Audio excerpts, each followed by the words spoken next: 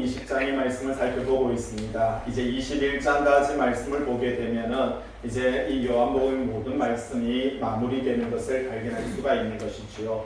바로 요한계시록을 기록하고 AD 75년경에 요한계시록을 기록한 요한은 AD 약 85년경에 요한복음을 기록하게 됩니다. 그리고 마지막 세 번째가 바로 요한 1서, 2서, 3서를 AD 95년경에 이 요한 1서, 2서, 3서를 기록하는 것을 볼 수가 있는 것이지요. 특별히 요한복음을 통해서 이 13장에서 14장, 15장, 16장까지는 예수님께서 잡히시고 고문당하시고 십자가에 지시기 바로 전날 저녁에 이 사건들을 가리켜서 바로 목요일 날 저녁을 13장에서부터 16장까지 이렇게 이어지고 있는 것을 발견할 수가 있는 것이지요. 그 밤에 예수님께서는 제자들을 마지막으로 말씀으로 세우시고 복음으로 세우시는 이 장면들을 볼 수가 있습니다. 그런데 그렇게 말씀으로 세웠고 복음으로 세웠는 제자들은 한 명의 제자는 예수님을 팔고 또 한 명의 제자는 예수님을 부인하고 또 저주하면서 배교했던 그 모습과 그리고 나머지 10명의 제자들은 바로 두려움 속에서 그들이 도망갔던 이 모습들을 볼 수가 있는 겁니다. 그런데 13장 1절에 보니까 바로 예수님께서 이렇게 말합니다. 자기 사람들을 사랑하시되 끝까지 사랑하시니라. 예수님께서는 그 밤에 제자들이 자기를 다 외면할 것, 다 버릴 것, 다 배교할 것, 다 떠날 것을 알았음에도 불구하고 예수님은 우리를 어떻게 사랑한다고요? 끝까지 사랑하고 계시는 줄로 믿습니다. 이것이 바로 은혜라고 하는 것입니다. 오늘 저와 여러분들에게 이 은혜가 있기 때문에 우리같이 연약하고 우리같이 미약하고 우리같이 나약한 이 존재들을 오늘도 우리를 사랑하셔서 이 시대의 하나님의 백성으로 하나님의 나라로 하나님의 제사장으로 이렇게 인정해 주시고 사랑해 주시는 이 은혜가 얼마나 놀랍습니까? 우리가 이렇게 젊었고 건강함이 있고 우리가 찬양할 수 있고 기도할 수 있고 이렇게 말씀을 공부할 수 있고 말씀을 전할 수 있는 이 시대에는 우리에게 너무나도 감사한 것입니다. 그러나 우리가 언젠가는 우리도 하나님 앞에서 찬양할 수 없을 때가 올 것이고요. 우리가 기도할 수 없을 때가 올 것이고 말씀을 공부하고 말씀을 전하지 못할 그러한 시점이 온다라는 겁니다. 시대가 그것이 되는 거라 시대가 그래서 오는 것이 아니라 우리의 건강상 우리의 나이가 많아짐으로 통해서 우리는 더 이상 봉사하고 헌신하고 하나님 앞에 열정적인 신앙과 믿음으로 가지 못하는 시점들은 오게 되는 겁니다. 그러나 중요한 것은 13장 1절입니다. 예수님께서 자기 사람들을 어떻게 해요? 사랑하시되 어떻게 사랑하셨다고요? 끝까지 사랑하시는 줄로 믿습니다. 우리의 연약함도 알고 우리의 나약함도 알고 우리가 주님을 부인할 것조차도 그분은요 아시며 그분은 우리를 여전히 사랑하시는 그 사랑으로 우리에게 다가오고 있는 것을 볼 수가 있는 것이지요. 그 밤에 주님께서는 제자들의 발을 씻기십니다. 그렇게 말합니다. 내가 주와 선생으로서 너희들의 발을 씻겼듯이 너희도 서로 어떻게 하라고요? 서로 씻겨주는 것이 옳으니라. 서로를 섬기고 서로를 사랑하며 서로를 믿음 안에서 용서하고 그렇게 용납하며 살아가는 것이 성도의 삶이다라고 그렇게 말을 하고 있습니다. 특별히 13장을 통해서 주님께서는요 가룟 유다가 그 밤에 떠나가고 나서 세 계명을 너희에게 주노니 서로 사랑하라. 내가 너희를 어떻게 사랑한 것 같이 너희도 서로 사랑하라라고 그렇게 말을 하고 있는 것을 볼 수가 있는 것이지요. 주님께서는 15장을 통해서 너희가 서로 사랑하며 내 제자인 줄 알리라라고 그렇게 말을 하고 있습니다. 영접하는 자 하나님의 자녀가 된다라고 또한 주님께서는 요한복음 1장 12절에서 하셨던 말씀을 15장에서 반복하고 있는 것을 볼 수가 있는 것이고요. 14장을 통해서는 내가 길이다, 내가 진리다, 내가 생명이다 라고 말하면서 나로 말미암지 않고는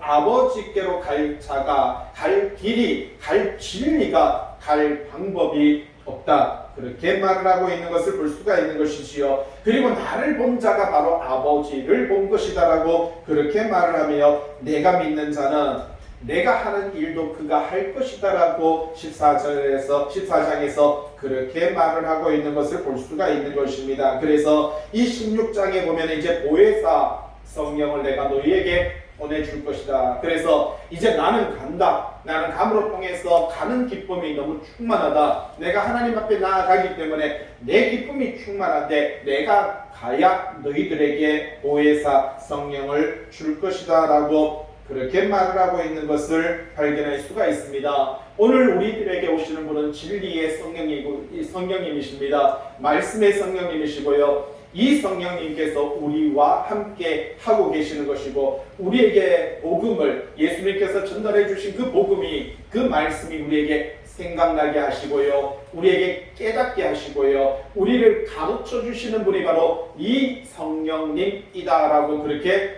요한복음은 우리들에게 명확하게 증거하고 있는 것을 볼 수가 있다라는 것이지요. 그렇게 예수님께서는요 16장까지 복음의 말씀을 전파하시고 17장에 보니까 예수님께서는 하늘을 우러러라고 이렇게 말을 합니다. 하나님 앞에 그렇게 기도하고 있습니다. 누구를 위해서 기도합니까? 모든 바로 백성들을 위해서, 성도들을 위해서, 제자들을 위해서, 본인을 위해서, 하나님을 위해서 이렇게 기도하는 장면들이 17장을 통해서 드러나게 되는 것을 볼 수가 있고요. 그리고 18장과 19장을 통해서 예수님께서는 잡히십니다. 고문당하시지요. 그리고 십자가에 돌아가시는 이 모든 장면들이 18장과 19장에서 드러나는 모습을 볼 수가 있는 것입니다. 그래서 19장의 말씀을 지나 오늘 20장 속에 이제 예수님께서는요 죽으시고 바로 언제 죽으셨습니까? 바로 목요일 저녁, 아니 목요일 오후 3시에 죽으시고 그리고 4시에서 5시 정도에 무덤에 들어가시고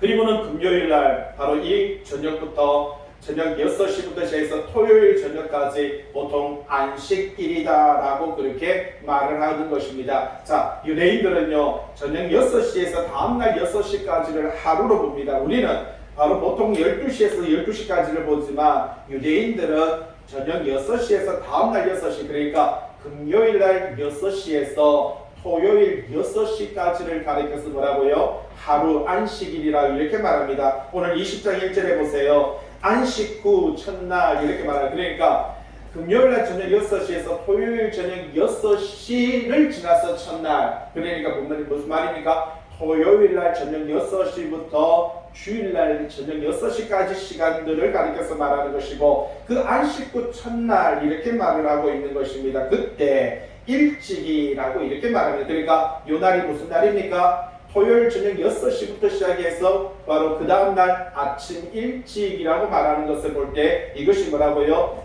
바로 오늘날 우리가 주일을 섬기고 있는 일요일이라고 이렇게 말을 하고 있는 것입니다. 바로 이렇게 안식 후 첫날 일찍이 아직 어두울 때에라고 이렇게 말하죠. 보통 바로 다른 복음서에 보니까 밑에 보시면 동그라미 2번이 있습니다. 뭐라고 말합니까? 마태복음 28장에 보니까 새벽 미명이라고 이렇게 말하고 마가복음의 66장 2절에 보니까 해 돋을 때라고 이렇게 말을 하고 있는 것을 볼 수가 있는 것입니다. 그러니까 요한복음은 막달라 마리아가 집에서 출발하는 시간을 말해주는 것이고요. 마태와 마가복음은 막달라 마리아가 무덤에 도착할 시간을 가리켜서 이야기하고 있습니다. 그래서 바로 출발한 시간이 아직 어두웠는데 마태와 마가복음에서는 미명, 해가 서서히 떠오르는 시점 이렇게 말을 하고 있는 것을 발견할 수가 있다라는 사실입니다. 자, 이렇게 해서 안식 후 첫날이라고 이렇게 말함으로 통해서 오늘날 어떻게 보면은요 우리 기독교인들이 예수 그리스도 안에서 주일을 섬기는 이 날이 바로 이렇게 탄생하는 것을 발견할 수가 있다라는 사실입니다.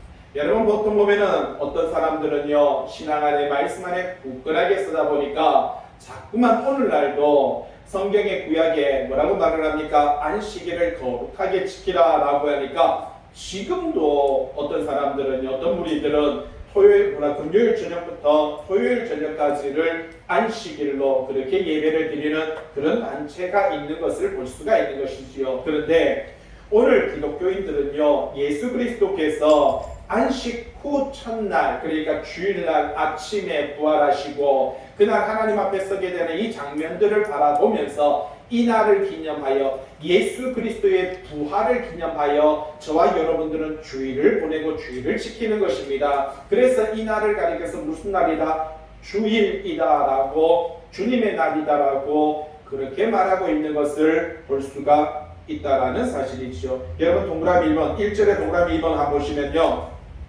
자, 여기서 뭐라고 말을 하고 있습니까? 자, 아직 이른 아침, 두 번째 줄에, 세 번째 줄에 있습니다. 이 봉절에 이른 아침, 그러니까 아직 어둡기는 하지만 이제 날이 밝아지기 시작하는 이 시간은 하나님의 구원사에 있어서 중요한 의미를 지닌다, 이렇게 말을 할 수가 있습니다. 여러분, 이 말씀은요, 기독교 역사상으로 최초로 주일이 시작되는 그러한 시점인 것을 발견할 수가 있다는 겁니다. 무슨 말이냐? 고담 이야기하는 보세요.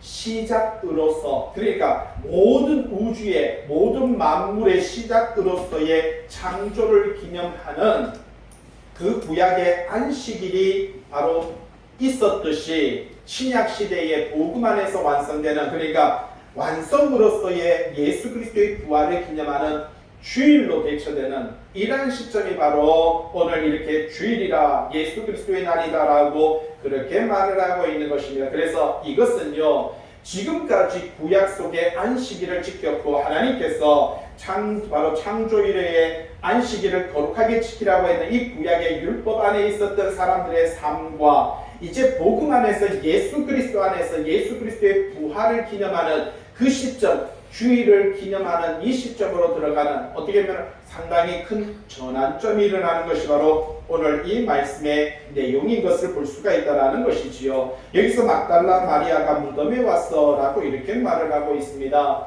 성경에 보니까 이 막달라 마리아가 7 귀신에 들렸던 그런 여인이고, 예수님을 통해서 그 귀신을 쫓아내는 이 사건들이 마가복음을 통해서, 누가복음을 통해서 우리에게 기록되고 있는 것을 볼 수가 있는 것입니다. 그런데 이 여인은 예수님께서 귀신을 쫓아내고 그 후에 해방을 받고 나서 예수님을 추종하고 예수님을 따라갔던, 참으로 예수님을 존경하고 그리고 사모했던, 흠모했던 그런 여인이 바로 이 막달라 마리아가 아닌가 하는 생각이 들어지는 겁니다. 여러분 오른쪽 바로 도표 맨 위에 보시면, 요한복음 20장의 도표에 보시면 예수님의 무덤을 찾은 사람들에 대한 이 네 복음서, 4복음서의 기록의 차이를 보니까, 자, 마태, 마가, 누가, 요한복음이 있는데 맨 오른쪽에 요한복음을 보게 되면, 자, 1번이 있습니다. 예수님의 어머니 마리아죠. 두 번째는 바로 예수님의 이모, 그죠? 이모에 대한 이야기 동그라미 2번으로 기록되는데, 왼쪽에 보시면 마태와 마가복음에 예수님의 이모의 이름을 가리켜서 야고보와 요셉의 어머니라고 말을 하고, 동그라미 2번에 바로 살로메라고 그 이름을 기록하고 있는 것을 볼 수가 있습니다.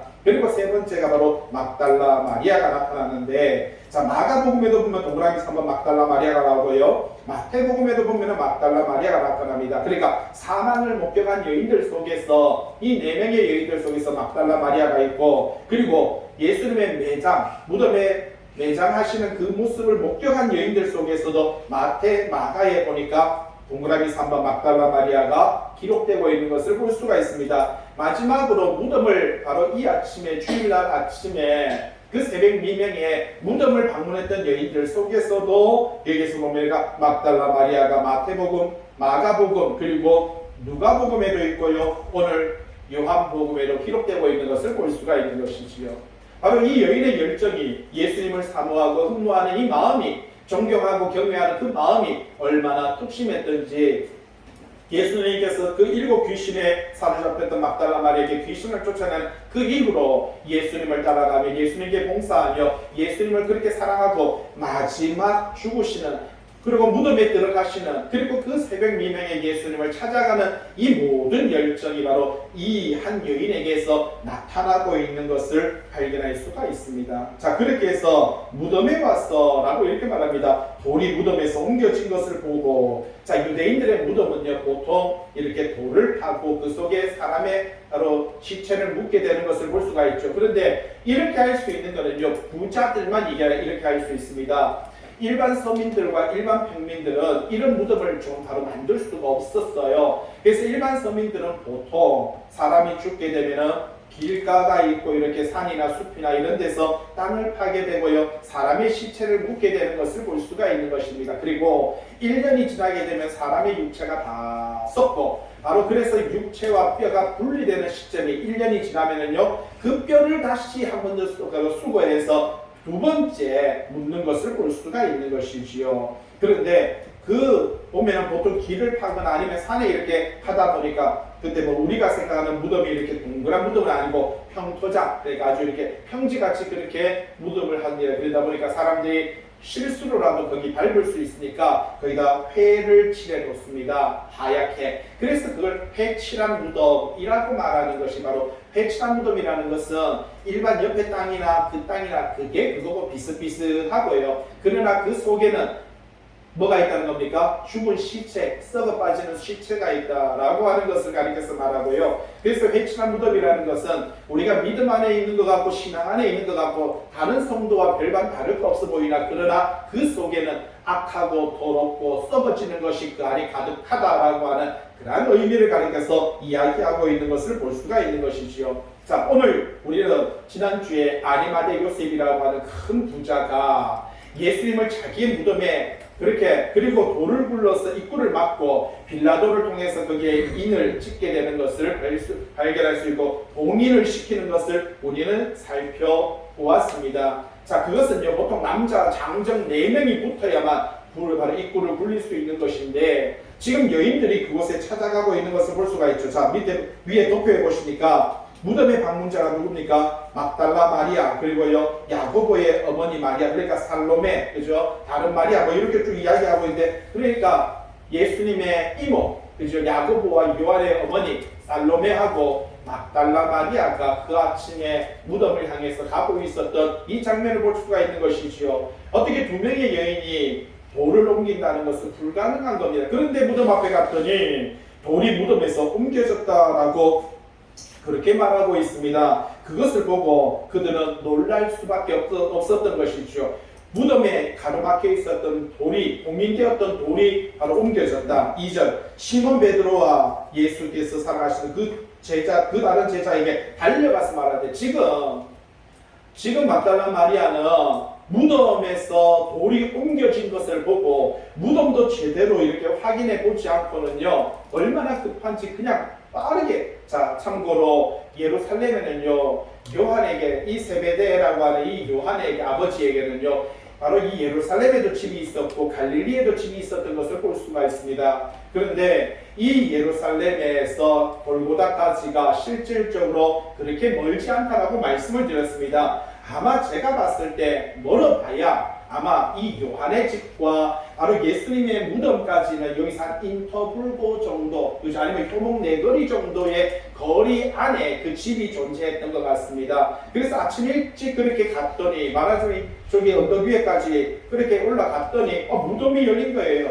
보자마자 무덤을 확인하지도 않고 그냥 불이 나게 바로 예수께서 사랑하시는 그 제자. 여기서 보면 또 말하죠. 요한은 자기 이름을 절대 밝히지 않습니다. 자, 시몬 베드로와 예수께서 사랑하시는 그 제자. 바로 지금 요한의 집에 베드로도 있었던 것이고 이 막달라 마리아도 있었고 그리고 예수님의 어머니 마리아도 거기 있었고 모든 기독교인들이 바로 거기에 같이 있었던 것을 볼 수가 있는 것이지요. 그런데 시몬 베드로와 예수께서 사랑하시는 그 다른 제자 바로 요한에게 달려가서 사람들이 주님을 무덤에서 가져다가 어디 두었는지 우리가 알지 못하겠다. 자, 지금 요한 보세요.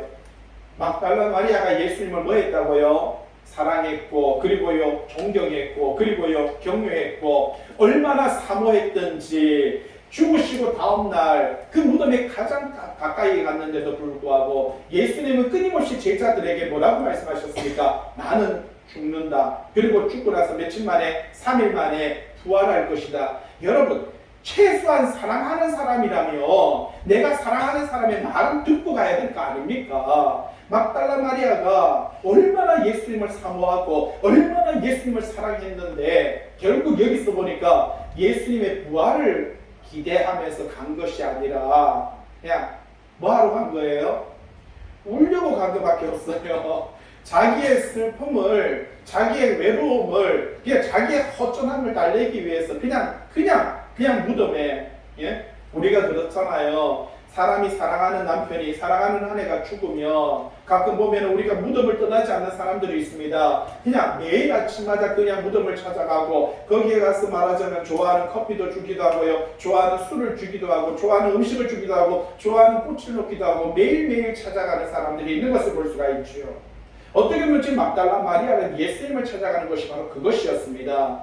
살아계실 때 예수님께서는 뭐라고 말씀하셨습니까? 내가 이제 죽고 나서 3일 후에 부활하리라, 내가 살아나리라라고 그렇게 말했는데, 그렇게 사랑하는 사람이, 그렇게 존경하는 사람이, 그렇게 보고 싶었던 사람이 그렇게 말을 하는데 죽자고 안 믿는 이 막달라 마리아나 우리의 모습이나 별반 다를 게 없습니다. 우리도 안 믿잖아요. 만약에 여기 예수님이 오시면 여러분 믿겠습니까? 내가 예수다, 누구세요? 라고 하실 분들이, 자 3절에 보세요. 베드로와 그 다른 제자가 나가서 무덤으로 말세. 자 뭐라고 말을 하고 있습니까? 사람들이 주님을 무덤에서 가져다가 어디 두었는지 우리가 알지 못하겠다. 예? 막달라 마리아가요 그냥 무덤에서 돌이 굴러지는 그것만 보고 예수님의 시체가 도둑 맞았다. 그래서 제자들에게 가서 예수님의 시체가 도둑 맞았다. 그러니까 베드로와 그 다른 제자 요한이 그냥 무덤으로 갈세. 4절 보세요. 둘이 같이 다름질을 하더니 그 다른 제자가, 그러니까 요한이죠, 베드로보다 더 빨리 달려가서, 왜 이런 일이 벌어졌습니까? 베드로는 30대 초반이고요 요한은 20대 초반이거든요. 저하고 희수하고 달리기 하면은 제가 이길까요? 희수가 이길까요? 저는 못 이깁니다. 절대 못 이깁니다. 예전에 제가 자전거를 탈 때 중학교 1학년, 2학년이 자전거 타러 왔어요. 그러더니 하는 소리가, 아이고 저보고요, 어떻게 그렇게 자전거를 잘 탈 수 있습니까? 라고 하더라고요. 이렇게 타고 저렇게 타고 가르쳤습니다. 한 달이 지났어요. 저는 그 친구의 꽁무니조차도 못 봤습니다. 출발하면 이 친구는 한 달 만에, 저는 10년 걸릴 게 이 친구는 한 달 만에 제 앞에서 사라지고 보이지가 않아요. 분명히 그 친구가 한 달 전에 제보고 말했던 것이, 어떻게 그렇게 잘 타십니까? 이렇게 말했는데 한 달이 지나니까 저는 그 친구의 꽁무니조차도 못 따라갈 정도가 되어버렸습니다. 20대와 30대의 차이점이에요. 베드로는 30대고 요한은 뭐라고요? 20대인 거예요. 달렸더니 요한이 더 빨리 달려요. 왜요? 거기다 또 요한은 그 무덤의 장소를 정확하게 아는 사람이 누굽니까? 요한인 거죠. 베드로는 몰랐습니다. 어디에 묻힌지 몰랐어요. 그러니까 요한만 보고 막 따라가는 것 뿐이고, 요한은 지금 정확하게 예수님이 묻힌 장소를 알았던 것이죠. 5절, 구부려 세마포 놓인 것을 보았으나 들어가지는 아니하였더니, 자 그리고요 시몬 베드로 따라와서 무덤에 들어가 보니 세마포가 놓였고, 7절, 머리를 쌌던 수건은 세마포와 함께 놓이지 않고 딴 곳에 쌌던 대로 놓였더라. 자 여기서 5절과 6절과 7절은요 이게 상당히 어떻게 보면 오늘날 우리는 이게 별로 중요하지 않지만 그 시대적인 배경에 바로 이 사도 요한이 5절과 6절과 7절을 꼭 적어야 되는 그 이유가 굳이 있었던 것을 볼 수가 있습니다. 여러분 사도 요한은요 어떻게 보면 마태, 마가, 누가복음에 기록되어 있는 상당히 중요한 많은 예수님께서 겟세마네 동산에서 땀방울이 변하여 핏방울이 되도록 그렇게 간절히 기도, 그걸 다 삭제합니다. 예수님께서 새 제자들과 함께 마지막 성만찬, 이거 얼마나 소중합니까? 다 삭제시켜버립니다. 그런데 뭐가 이렇게 중요하다고 무덤 속의 세마포와 무덤 속에 머리를 감쌌던 수건, 이게 뭐가 중요하다고 5절과 6절, 7절 세 절을 통해서 이야기를 하고 있냐. 여러분 저와 여러분들이 이거는 별로 소중한 거 아니겠지만 그 시대적인 배경에 이게 상당히 소중했습니다. 왜냐? 그 시대적으로 보시면 여러분 7절에 한번 보시기 바랍니다. 동그라미 3번. 그리고 세 번째 줄에 중간에 보면은 가현설이라고 하는 것이 나타납니다. 가현설. 그 당시에 보면 이 영지주의라고 하는 것이 있습니다. 영지주의 이단에 대한 이야기가 있는데 이 영지주의자들은요 바로 어떻게 보면 유대인들이 갖고 있었던 유대주의와 헬라 철학이라고 하는 헬라 철학과 그 당시에 헬라 사상 속에서 있었던 수많은 잡종교와 그리고 기독교 사상과 이 네 가지가 합쳐지는 것이 바로 영지주의인 것을 볼 수가 있는 것이고요. 특별히 이 영지주의 속에서, 그리고 제가 이렇게 요한 1서, 2서, 3서가 이제 요게 끝나고 나면 우리가 요걸 배울 텐데, 제가 여기 앞에다가 영지주의에 대해서 이야기를 해놨는데, 여기서 보면은 케린투스라고 하는 사람이 있습니다. 이 사람이 바로 이 가현서를 주장하고요. 그리고 사도 요한과 같은 동시대에 사는데, 이 케린투스와 사도 요한이 만나요.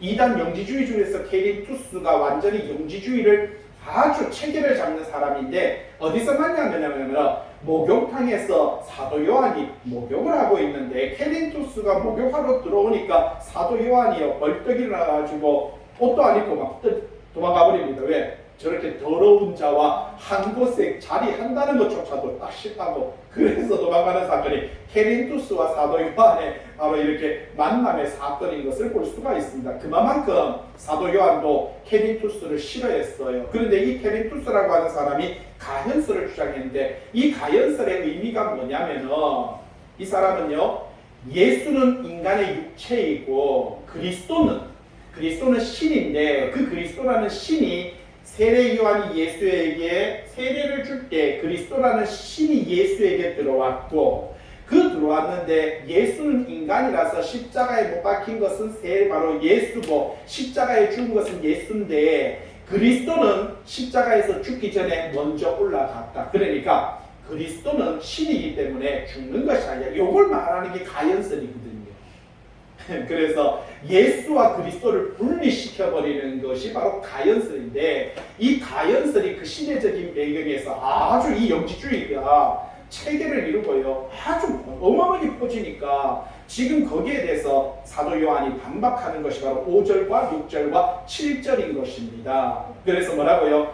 예수 그리스도 보세요. 구부려 뭐 놓인 거? 세마포가 뭡니까? 예수님이 죽으실 때 아리마대 요셉이 그 깨끗한 세마포를 예수님의 신체를 감쌌죠. 그리고요, 수건으로 이렇게 머리를 동였던 이 모습을 발견할 수 있으면 그것을 놓인 것을 보았고, 그리고요, 시몬 베드로도 뭐라고요? 세마포 놓인 것을 보았다. 자, 세마포 놓인 것을 본 것은 요한뿐만 아니라 누구도 봤다? 베드로도. 그러니까 두 명이 봤으니까 예수님께서 세마포. 그러니까 잘 보세요. 자, 무덤에 만약에 예수님의 시체를 훔쳐가면, 아니 세마포 있던 대로 그대로 훔쳐가지 아닙니까? 부활하셨으니까 세마포가 그대로 그 자리에 놓여있다라고 하는 것을 이야기하시고, 그 다음에 7절에 머리를 쌌던 수건은 세마포와 함께 놓이지 않고 딴 곳에, 그러니까 세마포가 놓인 장소는 여기인데 바로 다른 장소, 그러니까 머리가 있던 자리에 수건은 그 자리에, 예?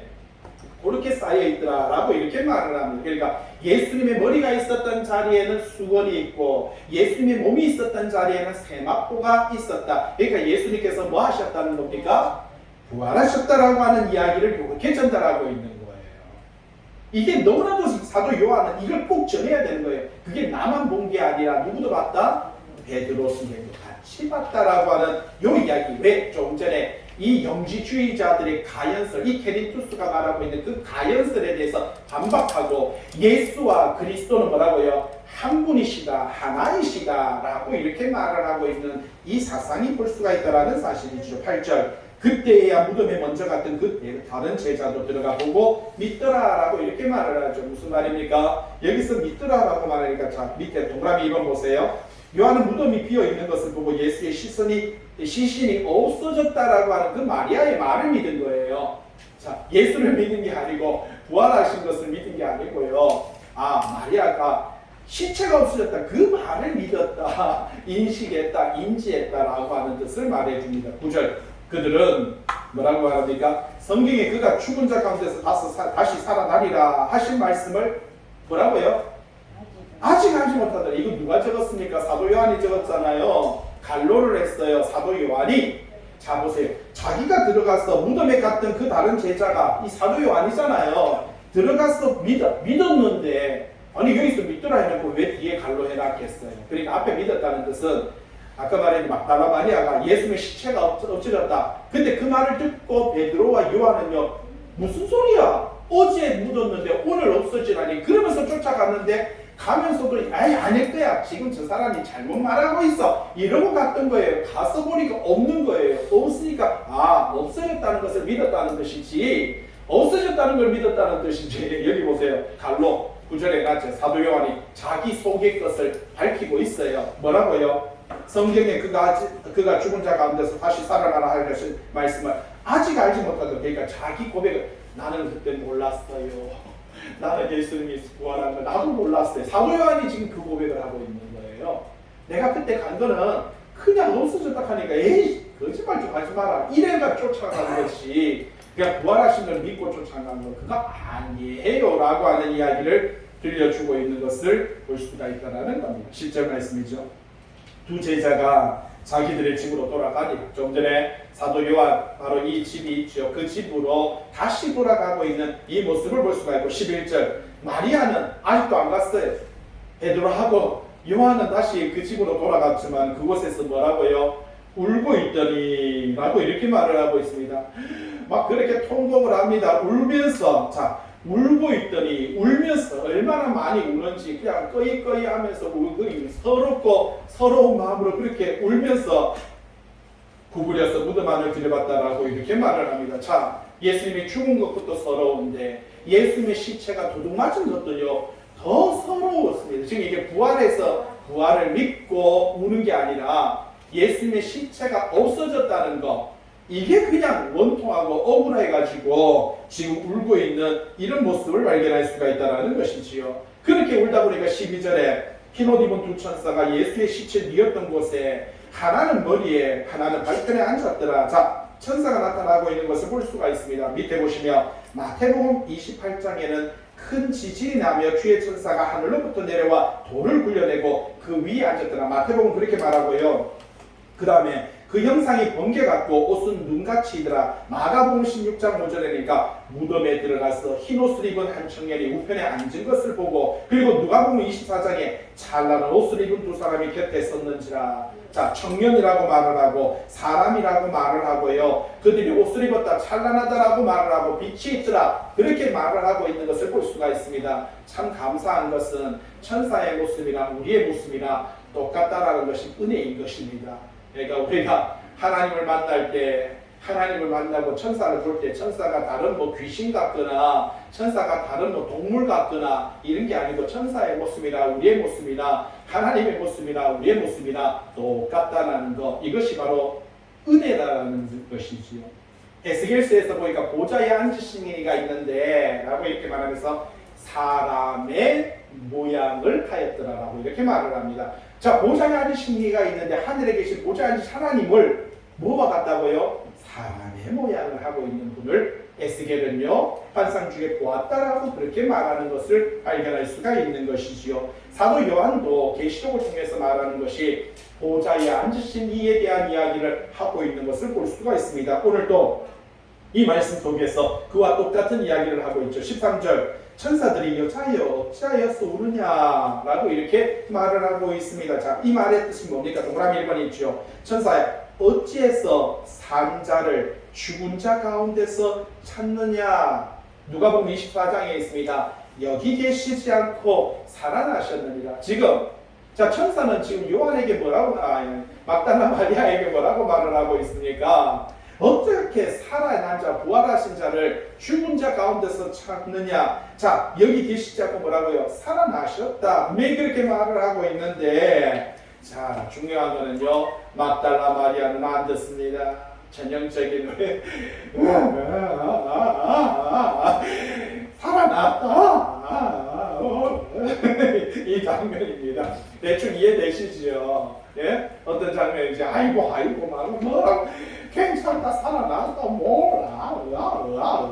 여자요 어째요 그냥 동그라미 이거는 뭐라고 말합니까? 13절에 사람들이 내 주님을 옮겨다가 어디 주지 내가 알지 못하니 살아났다니 몰라요. 내 주님의 시체를 훔쳐갔어요. 살아났다니까 이 사람아 아이고 몰라요. 14절 예? 이 말을 하고 뒤로 돌이켜 예수께서 쓰신 것을 보았으나 예수의 진짜 얼마나 콧물 눈물이 다 쏟아지도록 울다 보니까 앞에 솔직히 입장 바꿔 생각해 보세요. 무덤에 천사가 앉아 있으면 놀래야 돼요? 안 놀래야 돼요? 잠깐만, 빛이 찬란하고 영광의 빛이 있고 젊은 청년들이, 아주 멋진 청년들이 앉아 있으면 막 이거 말하잖아. 마태, 마가, 누가복음에서는 찬란하고 빛이 나고 영광의 빛이 나고 이렇게 멋진 청년들이 우리가 다 앉아 있으면 일단은 막 따라만 하고 놀라고 봐야 될 거 아니에요. 안 그렇습니까? 눈이 떼지고 눈물 나다가도 닦고 봐야 되잖아요. 그런데 이 지금 말하자면 콧물 눈물 닦고 뭐라 이러면서 하고 있는 거예요. 그러다가 마치 뒤에 뭔가 사람 인기척이 나니까 돌아보는 거예요. 돌아봤는데 아직도 눈물 콧물이다 보니까 예수님을 보고도 지금 보세요. 이 말을 하고 뒤로 돌이켜 예수께서 쓰신 것을 보았으나 예수이신 줄을 알지 못합니다 라고 이렇게 말을 합니다. 자, 여기서 두 가지죠. 한 가지는요, 지금 말하자면 마리아가 슬펐어. 그냥 눈물 콧물이 나가지고 그래서 막 예수님을 알아보지 못하고 좀 전에 천사도 못 알아봤듯이 예수님도 못 알아보. 요것도 있고요. 두 번째는 뭐냐면은 예수님께서 부활하신 그 모습은 이전의 예수님의 모습이 아니기 때문에 그래서 그 형상을 보고도 알지 못하는 이 두 가지를 말을 하고 있는 것입니다. 자, 계속해서 한번 보시면요. 자, 보면 14절에 동그라미 2번에 마리아가 뒤에 서 계신 주님을 보고도 알아보지 못한 것은 뭐라고요? 슬픔으로 눈물이 시야를 가린 것도 있지만, 첫 번째죠. 두 번째는 뭐라고요? 그리스도의 몸이 부활 후 변형체가 되어서 알아보지 못했다는 그런 견해도 있다라는 겁니다. 자, 요게 뒷받침하는 게 뭡니까? 갈릴리 바닷가에서 나타나신 주님이 있죠. 요한복음 21장 보세요. 밑에 그 후에 예수께서 디베랴 호숫가에서 제자들에게 나타나, 그죠? 예수께서 사랑하시는 그 제자, 그러니까 사도 요한이에요. 베드로한테 말합니다. 주님이시다. 그러니까 시몬 베드로는요, 벗고 있다가 주님이라 하는 말을 듣고 겉옷을 두른 후에 바다로 뛰어내리니라. 자, 주님을 보고도 주님의 모습을 모르고요. 후에 복음은 위에 보시면 엠마오로 가던 제자들에게 주님께서 나타나는데 하루 종일 그들과 함께 했고 그들에게 말씀을 가르쳤는데 이 제자들이 주님을 알아보지 못했던 것을 볼 수가 있다는 겁니다. 바로 예수님께서 변하신 그 모습으로 말미암아 바로 이 막달라 마리아가 예수님을 발견하지 못했던, 그죠? 오른쪽에 243페이지 위에서 두 번째, 세 번째 줄에 이런 부활 후 성도의 변형된 몸은, 그러니까 예수님께서 부활하셨듯이 성도도 뭐라고요? 예수 그리스도 안에서 우리가 죽고 하나님 앞에 서게 되면 어떤 모습을 가진다고요? 고린도전서 15장에 보니까 육의 몸이 있은즉 영의 몸도 있다라고 말합니다. 여러분, 육체의 몸도 있지만 고린도전서 15장에는요, 혈과 육으로는 하나님의 나라를 유업으로 받지 못한다라고 했어요. 그래서 거기에 분명히 육의 몸이 있은즉 영에 뭐가 있다고요? 몸이 있다라고 그렇게 말을 합니다. 그래서 우리도 예수 그리스도 안에서 성도가 죽고 예수 그리스도 안에서 부활되며 이 변형되고 영광스러운, 바로 거기 적어놨습니다. 15장 43절 한번 보세요. 244페이지에 자, 고린도전서 15장 43절 뭐라고요? 욕된 것으로 심고, 욕된 거 뭡니까? 여러분, 우리 얼마나 욕됩니까? 뭐예요? 정욕, 그리고요 탐욕, 그리고요 식욕, 그리고요 성욕. 얼마나 우리가 이 욕된 것이 가득한지 모릅니다. 그래서 욕심이라고 이렇게 말하죠. 이 욕심이라고 말하는 것은 정욕과 탐욕과 성욕과 식욕이라고 하는 이 욕망 속에 바로 사로잡혀 있는 우리의 모습을 가지고 말합니다. 이 욕된 것으로 뭐라고 심고, 그 다음에요 영광스러운 것으로 다시 살아나고, 그 다음에 약한 것으로 심고 강한 것으로. 우리 육체 얼마나 약합니까? 아프면, 그죠? 물속에 들어가면 3분만 지나면 죽는 것이 우리 육체입니다. 그런데 영원한 것, 강한 것 뭡니까? 영원토록 죽지 않는 이 강함으로 뭐라고요? 다시 살아나며 44절에 육의 몸으로 심고 뭐라고요? 이 육의 몸으로 심고 신령한 몸으로 다시 살아나니, 읽어보세요. 시작. 육의 몸이 있은즉 뭐라고요? 영의 몸도 있느니라. 자, 51절 보세요. 고린도전서 15장 50. 보라, 내가 너희에게 비밀을 자, 내가 너희들에게 사도 바울이 말한다. 비밀 하나 말해줄까? 라고 말합니다. 이건 비밀이야. 하나님께서 우리에게 주신 비밀인데 뭐라고 말합니까? 우리가 다 잠잘 것이라 마지막 나팔에 순식간에 후련히 다 변화되리니 나팔 소리가 나며 죽은 자들이 썩지 아니할 것으로 다시 살아나고 우리도 뭐라고요? 변화되리라. 이 썩을 것이 반드시 썩지 아니할 것을 입겠고 이 죽을 것이 죽지 아니함을 입으리로다. 자, 여기서 말해주는 것은요, 우리의 죽어지고 썩어질 이 욕망, 이 육체가 변화되어 영원히 변치 않는 그 영혼의 바로 육체를 새로운 옷을 입게 되는 그 장면을 가리켜서 우리에게 가르쳐주고 있는 것을 볼 수가 있다는 사실이지. 주님께서 그렇게 계셨듯이 성도들도 그와 같이 될 것이다라는 겁니다. 15절 예수께서 뭐라고 말합니까? 여자여 어찌하여 울며 누구를 찾느냐. 예? 마리아는 그가 뭐라고요? 동산치기인 줄 알고 주여 당신이 옮겼건 어디 두지 내게 이르소서 그리하면 내가 가져가겠다. 얼마나 예수님의 시신이 어디 있는지 내가 가져가겠다. 내가 얼마나 사랑하고 얼마나 존경하는지. 예? 예.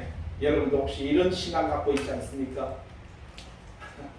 얼마나 존경만 하시고요, 얼마나 사랑만 하시는데 말씀에 의한 신앙과 예수 그리스도에 대한 의한 신앙이 아닌 여러분의 의한 신앙, 내가 복음으로, 예? 마태, 마가, 누가, 요한 복음이 아닌 내가 복음으로 예수 그리스도 앞에 서지 않고 있냐는 겁니다. 여러분의 신앙과 여러분의 믿음이 예수님의 말씀도 필요 없어, 마태복음도 필요 없고 누가복음도 필요 없고 요한복음도 필요 없어. 내가 복음만 있으면 돼. 내가 어제 보았고 내가 어제 만났고 내가 알고 내가 경험했고 내가 내 것 말고는 성경도 무시해 버리는 이런 어처구니 없는 마리아의 모습이나 여러분의 신앙이 생각을 해볼 필요가 있다는 사실입니다. 16절 예수께서 마리아야. 자, 예수님께서 뭐라고요? 마리아야. 뭐 이것은 상당히 인자했겠지요. 이 모습이 아니고 우리 김재진 집사의 목소리로 이 버전을 하면은 마리아야 이러면 멋있는데, 그렇게 하니까 마리아가 돌이켜 히브리 말로 뭐라고요? 그때서 정신이 번쩍 드는 거예요. 예수님의 그 목소리가 들리는 거예요. 라포니 선생님이라고 이렇게 말을 하고 있는 것을 뭐라고 말합니까? 나의 선생님 이렇게 말을 합니다. 얼마나 사랑했는지 예수님은 나의 선생님. 17절 예수께서 뭐라고요? 그래서 뭐 돌이켜 뭐라고 해요? 돌이켜 나를 붙들지 말아라. 내가 아직 아버지께로 올라가지 아니하였노라. 너는 내 형제들에게 가서 이르되 내가 내 아버지 곧 너희 아버지 내 하나님 너희 하나님께로 올라간다 하라. 이렇게 말을 하고 있습니다. 자, 동그라미 1번 보세요. 나를 붙들지 말아라. 아니 얼마나 반가운지 막 예수님한테 끌어안았던 것 같아요. 그러니까 뭐라고요? 예수님께서는요 마리아에게 끌어안는 일을 중지하고 뭐라고요? 가서 제자들에게 부활하신 예수 자신을 알리라. 그러니까 네 감정에 사로잡히지 말고 빨리 내가 부활했음을 빨리 제자들에게 가서 이야기하라 라고 그렇게 말을 하고 있는 것을 볼 수가 있다라는 사실입니다. 자, 그래서 뒤로 넘겨보시면 243장 18절입니다. 막달라 마리아가 가서 제자들에게 내가 주를 보았다 하고 주께서 자기에게 이렇게 말씀하셨다 이르니라 라고 이렇게 말을 합니다. 자, 이렇게 말했는데 좀 전에 말했듯이 요한도 베드로도 그죠? 예수님께서 부활하신 것을 믿지 않고 다른 제자들도요 바로 오늘 막달라 마리아가 이렇게 말하는데 믿지 않았습니다. 왜요? 첫째는 남자가 아닌 누가 말하고 있어요? 여자가 말하고, 두 번째는요 막달라 마리아의 전적이 뭐라고요? 7 귀신 들린 여인이 그리고 갈릴리 지방의 이방 여인과 같은 그 여인이 말하고 있는 그 말은요 귀담아 듣지 않는 것을 발견할 수가 있습니다. 여러분, 저와 여러분들이 신앙과 믿음 생활할 때 참 복음이 선포될 때는 아멘으로 믿어야 될 줄로 믿습니다. 그런데 오늘날 참 복음이 선포되는 것이 아니라 거짓 복음이 선포되는데 우리는 거기에는 그렇게 반응을 하지만 참 복음 앞에는 우리가 아멘으로 영접하고 나아가지 못할 때가 얼마나 많이 있느냐라는 것이지요. 내가 갖고 있는 경험이 그리고 내가 갖고 있는 사상이 기준이 되어서 막달라 마리아 안 돼. 저 여자는 안 돼. 첫째는 여자이고 두 번째는 뭐라고요? 귀신 들렸던 여자가 하는 말을 어떻게 믿어? 예수님의 참 복음이 선포됨에도 불구하고 믿지 못하는 이 제자들의 모습이나 오늘날 우리가 갖고 있는 편협적이고 우리가 갖고 있는 여러 가지 경험으로 봤을 때 저 사람은 안 돼, 저래서 안 돼라고 하는 그 기준점으로 말씀으로 받아들이지 않고 복음으로 받아들이지 않고 이 말씀이 예수 그리스도의 참 복음이라는 것을 믿지 못하는 이만큼 어리석은 자가 되지 마시고 복음 안에서 아멘으로 감사함으로 하나님 앞에 다가가는 저와 여러분 되시길 주님의 이름으로 부탁을 드립니다. 기도하겠습니다.